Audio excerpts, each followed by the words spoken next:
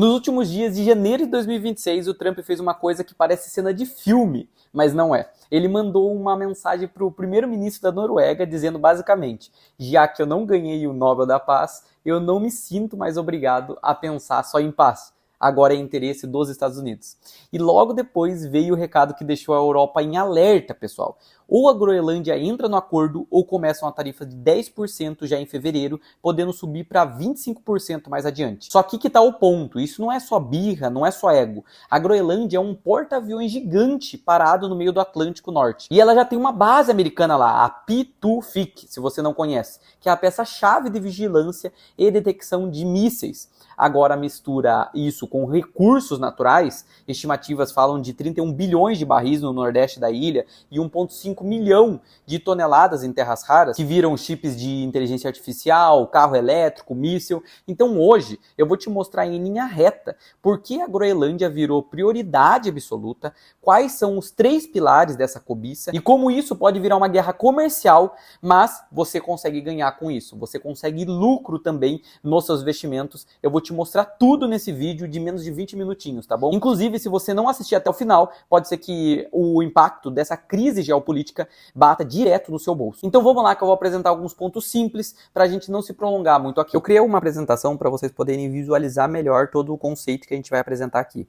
Basicamente, a Groenlândia, agora em 2026, né, ela está sendo esse centro novo da ordem mundial que os Estados Unidos está querendo transformar, está querendo adquirir ela. Assim como China está querendo Taiwan e a Rússia está querendo a Ucrânia, os Estados Unidos também está querendo um pedacinho dele no mercado, né? Basicamente está essa polaridade enorme no mundo, um lado na Ásia a China, na parte da Eurásia, Europa, a Rússia, e na parte das Américas, dos Estados Unidos. E essa tripolaridade que a gente vê, que aqui eu vou mostrar a situação atual de janeiro de 2026, tem esse conflito que começou com uma oferta imobiliária e evoluiu para a maior crise diplomática do século XXI.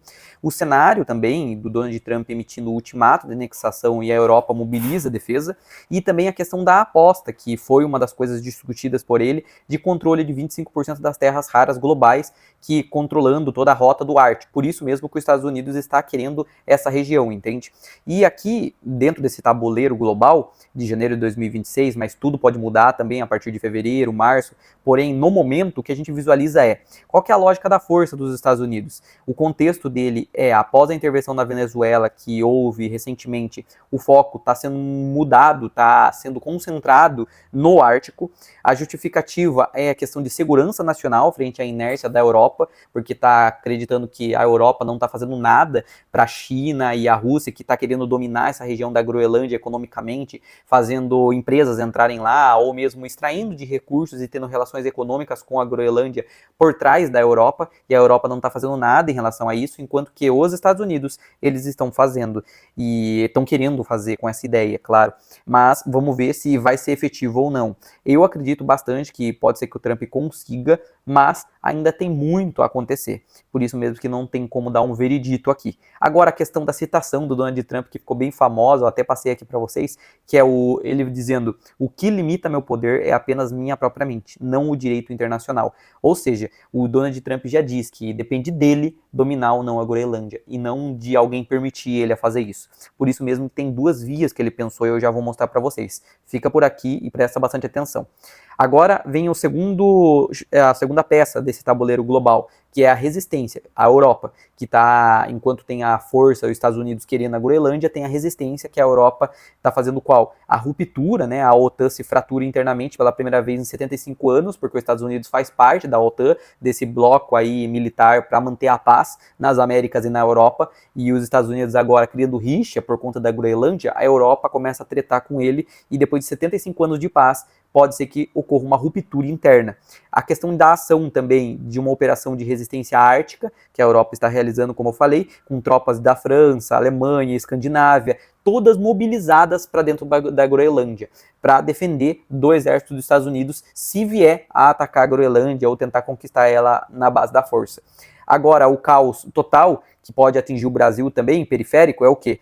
o que também está ocorrendo ao mesmo tempo, né, é o Irã, com o colapso cambial e protestos em massa que está tendo. Eu acredito que vocês já devem ter visto no jornal, em qualquer notícia por aí, que acabou ficando sem luz. Então imagina o caos que está por lá. E isso daí é tudo consequência da economia, pessoal, porque a política por lá econômica não estava muito boa, estava com muita intervenção estatal, não estava tendo um livre mercado e muito menos a parte cambial ou o controle da inflação. Estava produzindo moeda exacerbadamente e isso impacta para o povo todo e uma hora o povo se revolta, principalmente em estado de fome, que é o que muita gente estava passando por lá.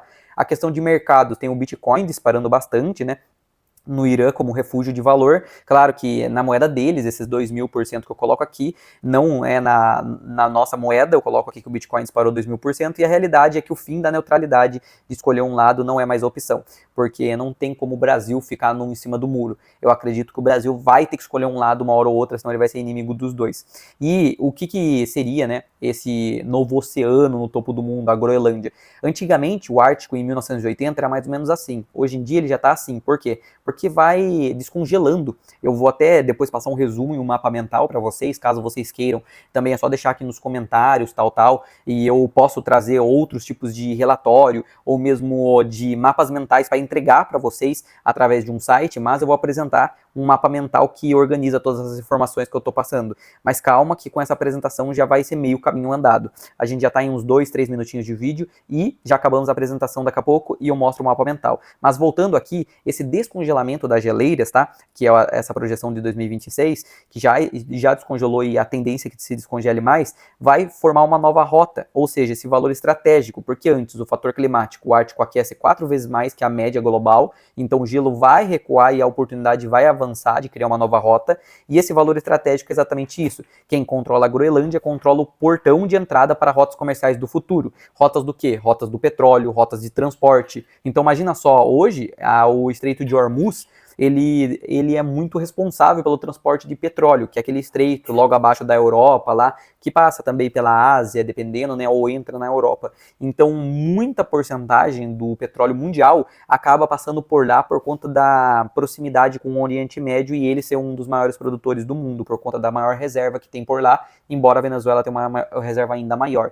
Porém, ela não consegue produzir o mesmo tanto que o Oriente Médio. Mas sem me adentrar muito a isso, porque tem um vídeo aqui, inclusive, falando exatamente do caso da Venezuela e o que pode impactar seu bolso e o Brasil. É só você dar um clique aqui no card, que eu vou deixar um pouco acima, você clica lá e assiste esse vídeo, mas o foco aqui é realmente na Groenlândia, o que vai impactar para nós, para o mundo e para os Estados Unidos. Então, esse é um benefício que a Groenlândia pode fornecer, essa nova rota comercial e de transporte, eles podem muito bem cobrar, né, para poder passar nessa rota, ou mesmo não permitir que a China ou a Rússia comercialize por ela.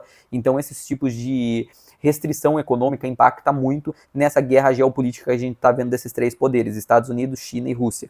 O tesouro enterrado sob o gelo, além de toda essa rota nova estratégica, também tem essa questão do tesouro, que são as terras raras, que é o ouro, que é o urânio, que a gente consegue ver aqui, petróleo, 31 bilhões de barris. Para você ter uma ideia da quantidade de barris, é a quantidade que os Estados Unidos hoje tem. Então é como se ele comprasse um outro Estados Unidos, entre aspas, em questão de petróleo. Olha o nível de valia que tem a Groenlândia.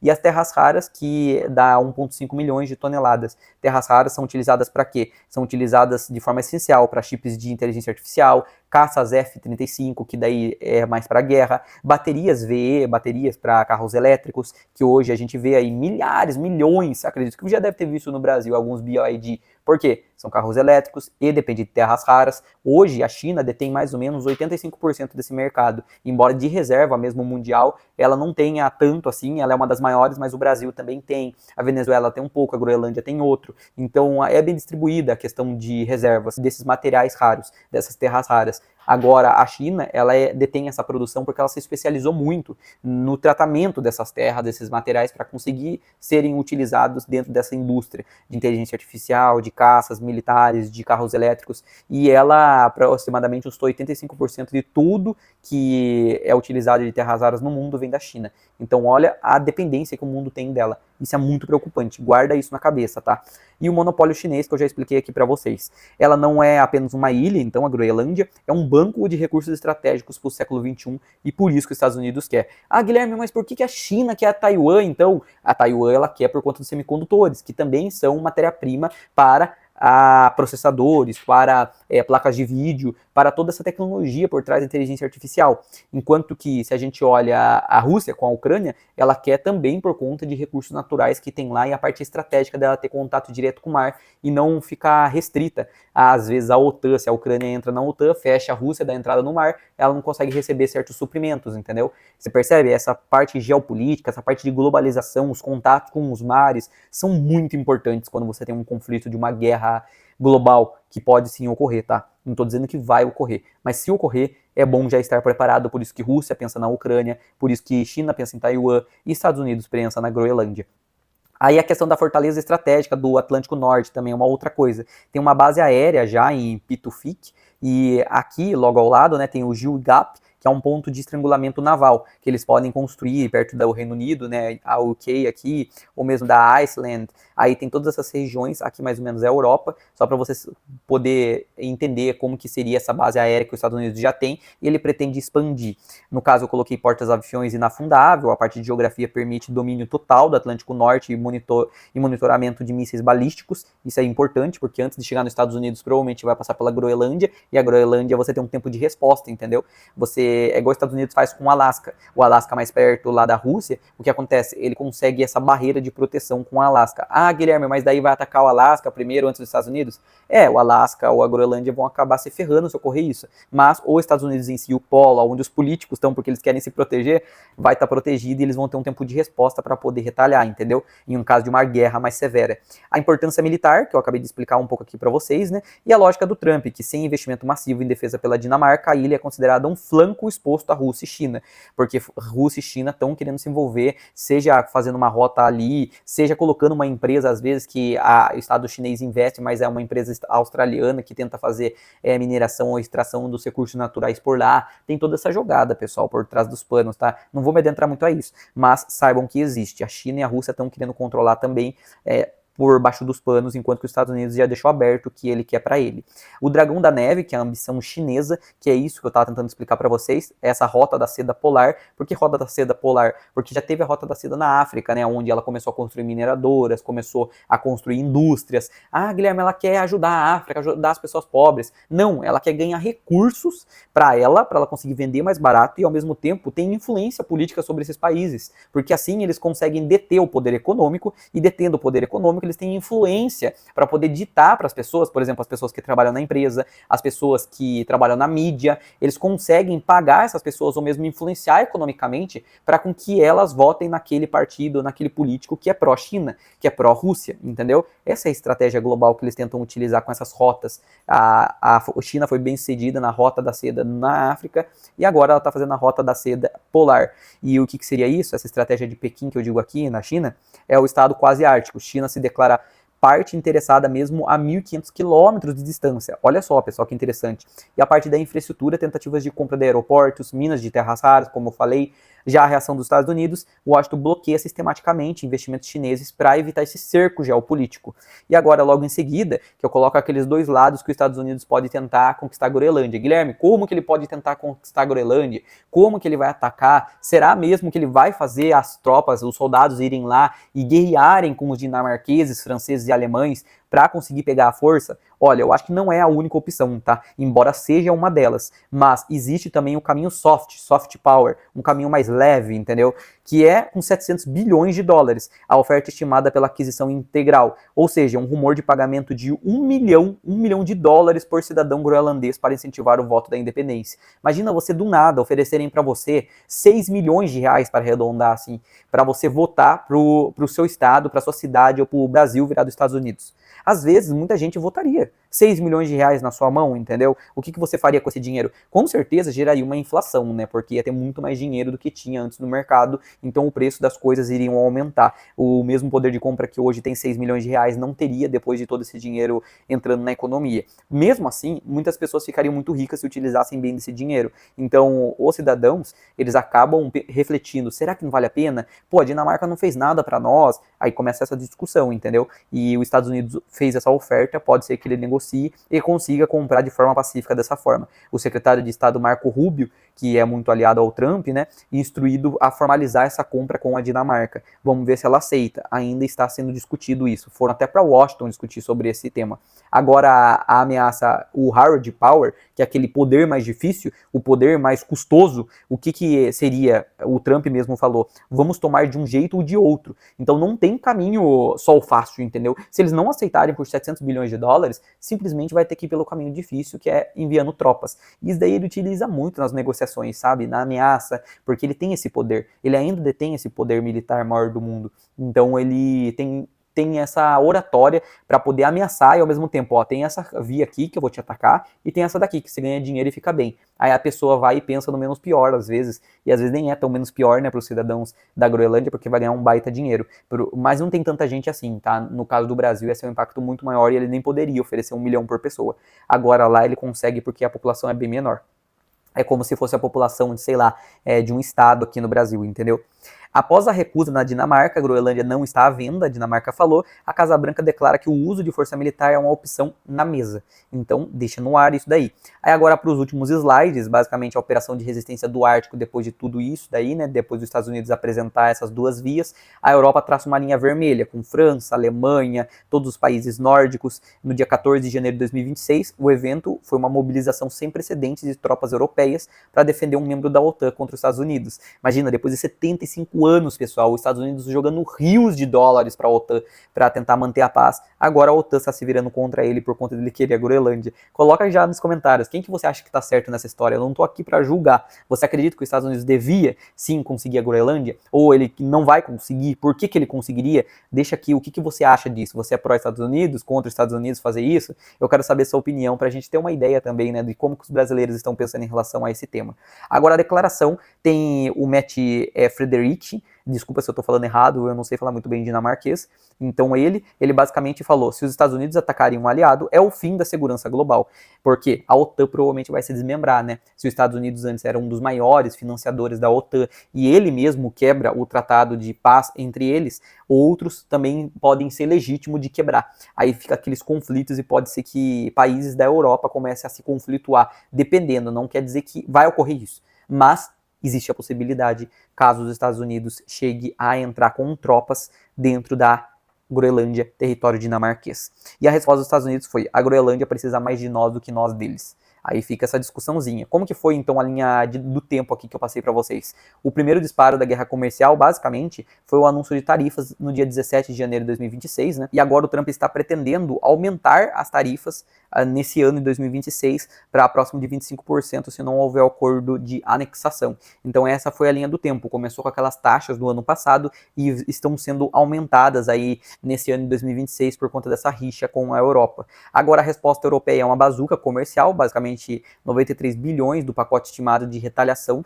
europeia em euros, e é um instrumento de anticoerção, que é o que? Restrições a serviços de propriedade intelectual de empresas americanas, bloqueio de acesso de big techs e bancos dos Estados Unidos ao mercado europeu, então vai quebrar com essa questão das empresas de tecnologia no mercado europeu, na Europa, na França, na Alemanha. Imagina só o impacto isso econômico para suas ações de empresas de tecnologia. É assim bem relevante. E você tem que considerar caso você invista nesse tipo de empresa. Empresa como Facebook, Google, são exemplos de empresas impactadas. Por isso mesmo que tem muito a ver com investimentos aqui que eu tô falando. Você tem que prestar bastante atenção, porque esse é o tópico principal do nosso canal, investimentos globais, e isso envolve as empresas, principalmente que serão retalhadas como consequência dessa guerra geopolítica. Originalmente criado para a China, agora apontado para Washington. Por quê? Porque antes eles estavam tentando fazer rixas e bloqueios contra a China, mas vão começar a utilizar contra os Estados Unidos também, por conta de dois lados quererem atacar eles, e a Europa está sendo muito cobiçada, infelizmente. E o dilema é defender a soberania territorial versus a dependência de inteligência militar dos Estados Unidos. Por quê? Como eu falei, a OTAN, que mantém a paz mundial praticamente, a tendência é que ela tente fazer isso. Nos últimos 75 anos foi isso, depois das grandes guerras que tiveram, organizaram ela com esse intuito. Os Estados Unidos tinha muito inteligência militar e oferecia muito dinheiro para isso. Agora, com essa rixa, pode ser que não ofereça mais tanto para eles. Então, o fim da OTAN é a diplomacia tradicional, aí tem a questão do artigo 5º, né, a ameaça de anexação viola o espírito da defesa mútua, por isso mesmo que quebraria com a OTAN. O sinal para o mundo seria grande, porque a Rússia e China observam territórios europeus estão em disputa, pode ser que elas pensem em atacar também, sem uma OTAN integrada, os países mais vulneráveis podem ser atacados pela Rússia e pela China, para tentar ampliar o território ou mesmo ganhar uma estratégia maior, né, por isso que eu estou falando que a guerra mundial fica muito mais próxima se ocorrer realmente tropas atacando a Groenlândia, quebrando a OTAN. America First, que tem esse lado aí dos Estados Unidos, substituição de alianças multilaterais por transações bilaterais de soma zero. O que quer dizer? Os Estados Unidos está querendo defender as Américas, então está defendendo o México, o Canadá, está tentando defender a Venezuela, o Brasil, ele também está tentando a Argentina, para quê? Para manter a democracia aqui do nosso lado, enquanto o outro lado, ele não está se importando tanto mais. E essa nova era do que? Sistema baseado em coerção econômica e força bruta, não leis, porque quem tem poder dita as leis. É isso mesmo que o Trump acredita. E a voz local, o dilema da independência, né, que basicamente na opinião pública, a anexação pelos Estados Unidos, 85% está sendo contra e 15% está sendo a favor e estão meio indecisos. Então essa realidade econômica versus a política, a Dinamarca fornece 500 milhões por ano, e é de subsídios, né, 50% do orçamento, e a tentação que tem por trás é a promessa de riqueza súbita dos americanos versus a presença cultural dos dinamarqueses. Isso que os cidadãos lá da Groenlândia estão pensando, pô, será que a gente fica muito rico sendo súbitos dos Estados Unidos, ou simplesmente a gente preserva a nossa cultura com a Dinamarca recebendo esse dinheiro que eles acabam fornecendo pra gente? É isso aí, é uma discussão bastante válida, né, entre eles. O que você escolheria? Coloca também nos comentários se você fosse uma pessoa da Groenlândia ou groenlandês. E a citação outra também que eu sempre passo, porque é interessante, tudo que eu passo aqui é baseado em evidência, dados e citações de pessoas renomadas dentro desse nicho. E a citação é que o primeiro-ministro da Groenlândia diz: não somos mercadoria, não estamos à venda. Então o próprio porta-voz da Groenlândia falou que eles não estão à venda. Vamos ver se os cidadãos não vão se revoltar por isso, caso todos sejam a favor. Mesmo assim, a gente vê que muita gente é contra, né? Agora os mercados em choque, onde o capital se esconde, obviamente vai se esconder no ouro, que aí a gente consegue se envolver através de ETFs, como o Yahoo, aí tem esse Shao, que também é um outro que segue, tem também o Bitcoin. Olha só que interessante, são formas de você se proteger e você conseguir crescer, porque no caso aqui eu estou mostrando o Irã, que se multiplicou por 2.000%, em dólares não se multiplicou tanto assim, mas tem uma leve valorização. Mas no longo prazo a tendência é que o Bitcoin se valorize em cenários de guerra, em cenários de conflito mundiais. E os bancos centrais, eles trocam títulos por ouro. Nesse caso aqui, quando está ocorrendo guerras entre a Europa, entre os Estados Unidos, os bancos centrais ficam receosos em relação ao dólar, porque vai ser produzido mais dólar para poder financiar a guerra. E você não concorda comigo que quanto mais dinheiro na economia e a mesma quantidade de produtos e serviços sendo produzidos, o que ocorre? Ocorre inflação, aumenta o preço desses produtos e serviços, porque quebra essa lei da oferta e da demanda, que o dinheiro também funciona. Se você oferta muito dinheiro, provavelmente vai aumentar o preço dos produtos que dependem dele. E os bancos centrais no mundo sabem disso, quando ocorre guerra produz muito dólar, por isso mesmo que os bancos centrais começam a comprar ouro em massa, e o ouro se valoriza bastante. Por isso que a gente viu nos últimos 2 anos o ouro e prata crescendo muito. Prata principalmente por conta da indústria, porque é muito utilizado em carros elétricos, é muito utilizado como um bom condutor. Se vocês não sabem, o cobre é um bom condutor, mas a prata é melhor ainda. Porém, ela custa caro e agora está tendo uma maior demanda para ter maior eficiência com a produção de carros elétricos, tal. Então, é um recurso, sim, escasso e muito valioso. Inclusive, se multiplicou por 4 vezes, 4,5 vezes nos últimos 2 anos. Se você ainda não me segue nas redes sociais, se você já me seguia, você sabia que eu comentei em 2022 sobre isso. Então, imagina só o quanto teria se valorizado se você tivesse me seguido lá atrás. Então, já me segue nas redes sociais para você não perder as próximas valorizações dos próximos anos, embora nada seja recomendação, como eu sempre falo por aqui. Faça a sua própria pesquisa, aprenda a pescar o peixe, e é isso que eu ensino aqui no canal. Já se inscreve aqui também. Setores em alta, que são os setores que podem se beneficiar muito de toda essa guerra: defesa aeroespacial, metais preciosos e criptos. Claro que as criptos mais conservadoras, como Bitcoin e Ethereum, as altcoins, é tudo volátil e 99% é lixo, tá? É lixo. Tome cuidado.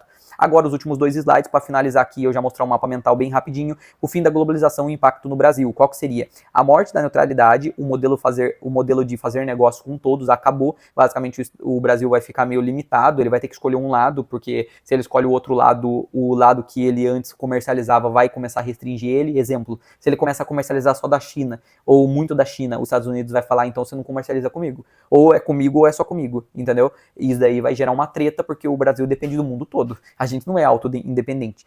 Então, isso vai quebrar a neutralidade do Brasil. Não tem como ele ficar mais neutro nessa história. E os riscos nacionais é a agroindústria, dependência de fertilizantes russos e mercado chinês. Então, os agros, se você tem alguém da sua família que trabalha com agro, o Brasil é muito famoso nisso. A minha cidade natal mesmo, que é a soja. Então, provavelmente, eles dependem muito dos fertilizantes russos e do mercado chinês. Veja, a dependência do Brasil pela China, pode ser que ele vá para esse lado.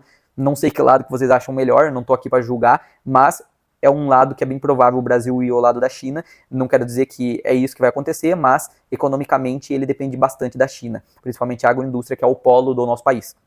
A parte de energia, volatilidade no preço do petróleo impacta a inflação, com todos esses conflitos no Oriente Médio, e também com o caso da Venezuela, né, crescendo bastante a produção na Venezuela, vai afetar o nível de oferta, pode ser que caia os preços a primeiro momento, está em torno de $60 o barril de petróleo, mas pode ser que abaixe um pouco, sempre que abaixa um pouco de $60, tem guerra no Oriente Médio, para eles poderem aumentar esse preço, entendeu? Eles fazem isso sim, eles fazem por trás dos planos.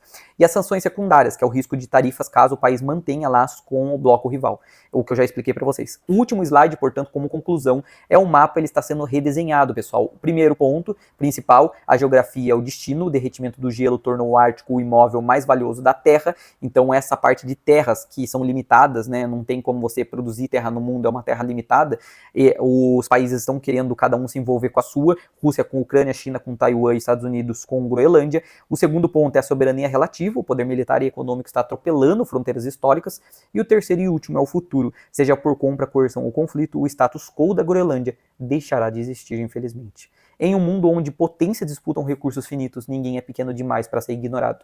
E aí fica essa reflexão. E o mapa mental final aqui para vocês em 1 minuto. Basicamente foram todos esses 5 pontos que a gente contemplou: interesse dos Estados Unidos por Donald Trump, reação da Europa e Dinamarca, guerra comercial e pressão, perspectiva da Groenlândia e contexto global relacionado. Na parte de interesse dos Estados Unidos, do Donald Trump, tem a segurança nacional, recursos naturais e estratégia geopolítica. Parte de segurança nacional tem proteção contra a Rússia, China, controle do Ártico e a base que ele já tem lá na Groenlândia. Em recursos naturais, a gente sabe que depende de terras raras, como eu expliquei, petróleo, 31 bilhões de barris, e ouro e minerais estratégicos. Questão de estratégia geopolítica, tem aquilo das novas rotas de navegação, anexação ou compra, proposta de $700 bilhões para os groenlandeses, e doutrina American First, que entra todo aquilo lá que o Trump sempre defende. A parte da reação da Europa e da Dinamarca, a gente tem 3 pontos também, eu gosto muito do número 3 e 7, vocês verão aqui no canal, para ficar simples para vocês visualizarem. Defesa da soberania, retaliação econômica e crise da OTAN. Na parte de defesa da soberania tem a Dinamarca nega a venda do território, envio de tropas, operação de resistência ártica e unidade da União Europeia. Retaliação econômica também, que eu já expliquei também, instrução anti-coerção, tarifas de 93 bilhões de euros contra os Estados Unidos e ameaça de expulsão de bases na Europa.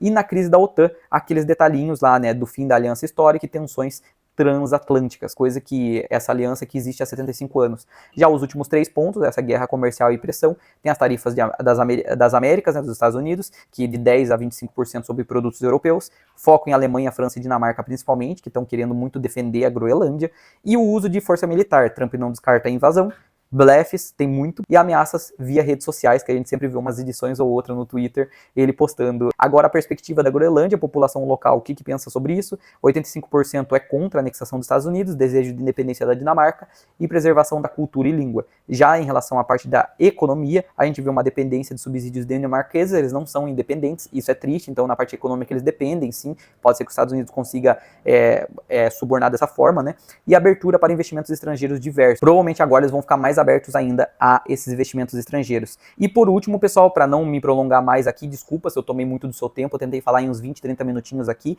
O último é o contexto global relacionado. Venezuela teve esse ataque aí de poucos segundos que ele conseguiu tirar o Maduro da Venezuela, o controle do petróleo e captura de Maduro. Tem a parte do Irã, com protestos internos e ameaças de bombardeio que está ocorrendo, e a China com essa nova rota da seda polar e monopólio de terras raras, que a gente viu de mais de 85% das terras raras no mundo vem da China. Hoje não quer dizer que ela detém isso de terras raras, mas é o que ela fornece para o mundo. Então, baita dependência. Eu, particularmente, estou investindo muito em ouro e Bitcoin, como sempre invisto para me defender desses tipos de conflito. E me diz você, se você gostou, se você quer aprender a investir para conseguir se defender dessas crises, já clica no primeiro link na descrição que tem minha plataforma 7A PCV, onde eu consigo mostrar com um passo a passo, com muito mais tempo, não apenas com 20, 30 minutos igual eu passei aqui, compartilhando minha tela, como você investe, como você se defende disso e como ganhar muito lucro, assim como eu fiz nas minhas redes sociais. Vocês conseguem ver que muitos dos meus clientes também fizeram, com vários depoimentos que tem por lá. Já consulta também minhas redes sociais, no Instagram você vai ver nos destaques lá os depoimentos